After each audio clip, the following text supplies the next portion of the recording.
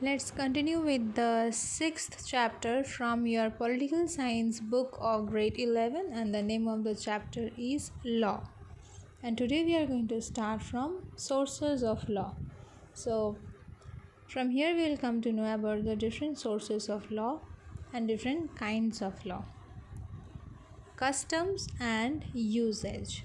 As we know that customs has been one of the oldest source of law, which is already being used in primitive society. You can say the social religious laws, whatever the traditions, the customs they were following, all those slowly started getting established as law. Established customs were used to settle and decide disputes among the people. The social institutions began working on the basis of established and accepted customs which people already accepted, and slowly and steadily, when there was a primitive society, they were just following these traditions, these customs, and as gradually the state came into existence, they have just translated or transformed these customs into law, because it is being abided and being followed by them from the very beginning. In fact, most of the laws had their birth with the state, when the state began converting the customs into authoritative and binding rules and values. Customs have been indeed a rich source of law. Next, we are having religion and morality. Religion and religious codes appeared naturally in every society when human beings began observing, enjoying, and fearing natural forces. These were accepted as superior heavenly forces. Gods and goddesses and worshipped them. You can say that the religion then started regulating the behavior of people and began involving godly sanction, fear of hell, fear of you can say enjoyment of heaven or the possible fruits of heaven. All this became a major you can say source of law. Okay, gradually at the very beginning we are saying that the customs which was followed in the primitive society, then the human beings were fearing the natural forces. From there the birth of religion came, and people started making different kind of rules, and people started following it also out of fear, sometimes fear of heaven, so you can fear of hell, sometimes enjoyment of heaven. All this came into their mind and they started framing laws. The state converted several moral and religious rules into its law. Next, we are having legislature or statutory laws. So here they are talking about the organ of the parliament, that is the legislature. Since the emergence of legislature, the first parliament came to be established in England in 1295. Legislature has emerged as the chief source of law.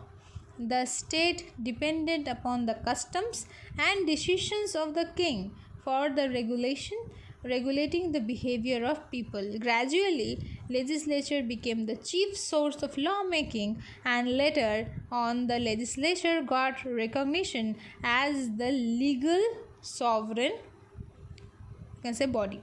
Next, another important point is ordinance. This term again you will get separately, I'll explain you that time.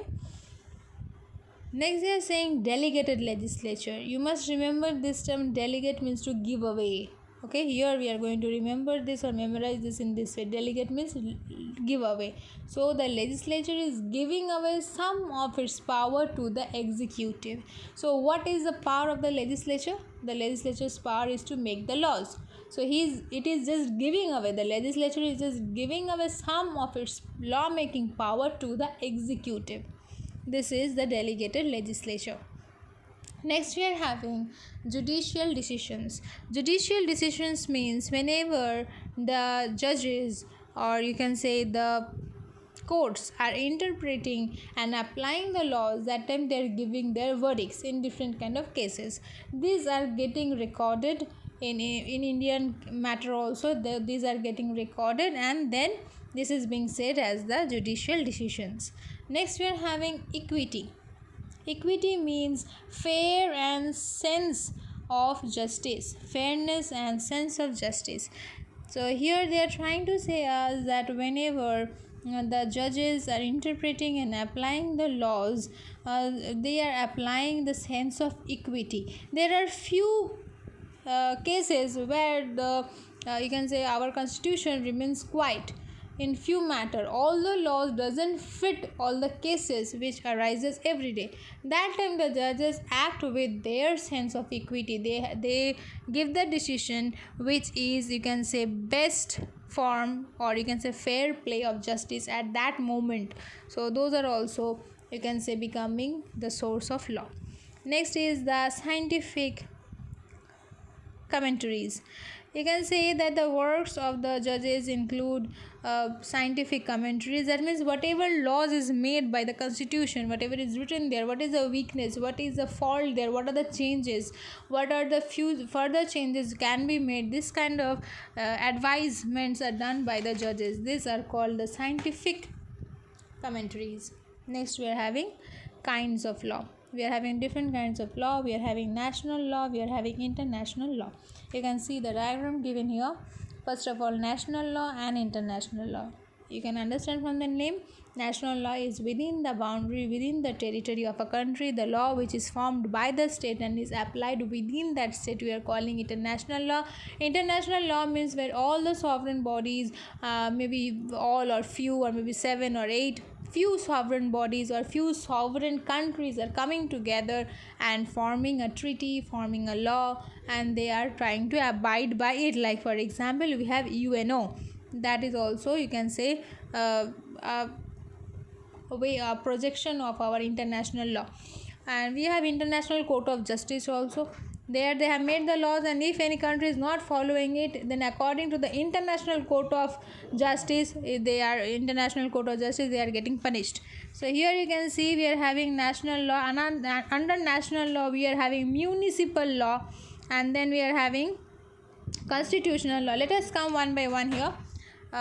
First we are going to take upon the constitutional law. Constitutional law, from the name itself we can understand the laws which is written in the constitution, and the law and the constitutional law is the supreme law of the land. It have to be followed by everybody, and not only the laws are within the country, it is helping the organs to work much more smoothly.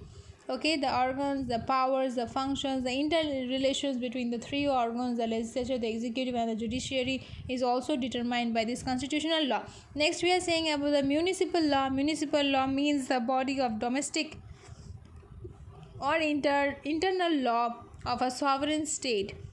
Within the nation we are having another law, that is a municipal law. You will see municipal corporations, they are only you can say making the law for, if the municipal laws are only for a limited boundary, it is not for the entire nation. Okay, it is only for a limited place. Next we are having national law. National law means the law which is made by the country and is applied throughout the country. That is the national law. Next we are having statutory laws. Statutory laws are the laws which are made by the legislature and is applied by the legislature all over the country, by the government. It is basically made by the present government and then it is applied all over the country. Next we are having ordinary law. Ordinary law stands classified into two parts. One is a private law, the other is a public law. So ordinary law includes the national law or the municipal law.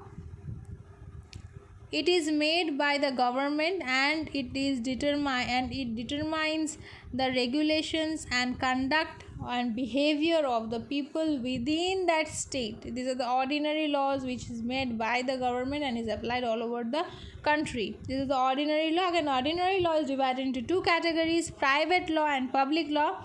So private law regulates the relationships among individuals. It lays down rules regarding the conduct of the individual in the society. Okay, individually they are, this law is determining the individual rights, how much, you can say, the people, how much they are going to enjoy and what kind of code of conduct they are going to lead. this kind of laws are there in private law. Public law means the law which is determining the relationship between individual and the state, the citizen and the state. Okay, that is called the public law. Again, the public law is divided into two categories. One is the general law and the other is administrative law. General public law means it is for the general public, those who are not the civil servants, those who are not doing any kind of government job, the common people. Those are the general public law. Administrative public law means it is for the people who are the government employees. Okay, laws for them. Then next we are having ordinance.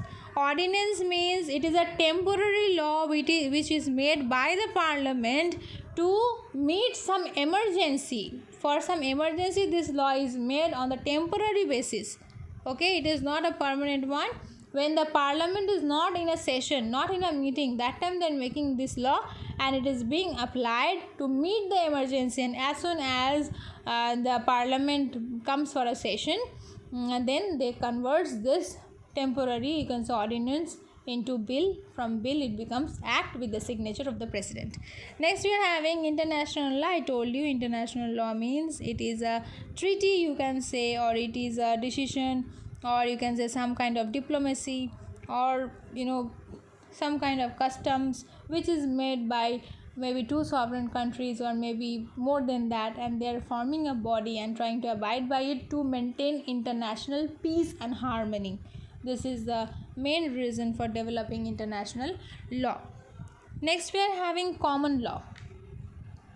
Common law means the social customs and traditions which is being followed for a long time and people is following it. So it is not against our law, it is not against the principle of justice or rule of law, then it is being recognized as common law.